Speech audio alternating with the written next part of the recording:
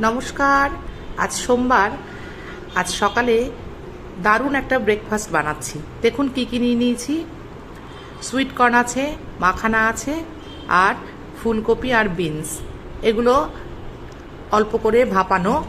আর মাখানাটা এই যে খালি কড়াতে, মানে শুকনো কড়াতে, তেল ছাড়া, বাটার ছাড়া, এমনি একটু ভালো করে নেড়ে চেড়ে খুব সুন্দর করে ভেজে নিয়েছি। এই যে দেখুন। আর এই যে গার্লিক বাটার, এটা খুব অল্পই দিয়ে দেবো। কড়াতে দিয়ে দিয়েছি গার্লিক বাটার। এবার দিয়ে দিলাম আগে থেকে হালকা ভাপিয়ে রাখা সুইট কর্ন। তারপরে দিলাম সব সবজিগুলো।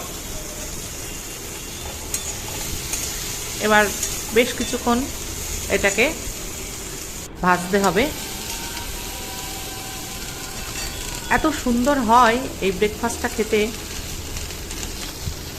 এটা আপনি রাত্রে ডিনারেও খেতে পারেন। এবার এই মাখানাগুলো ঢেলে দিলাম।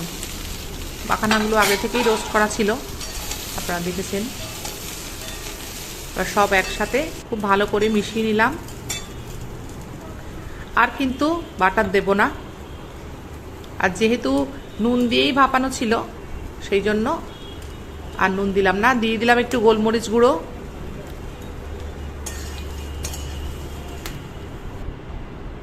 এই যে দেখুন রেডি হয়ে গেছে।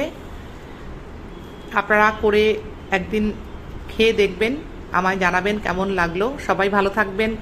Thank you.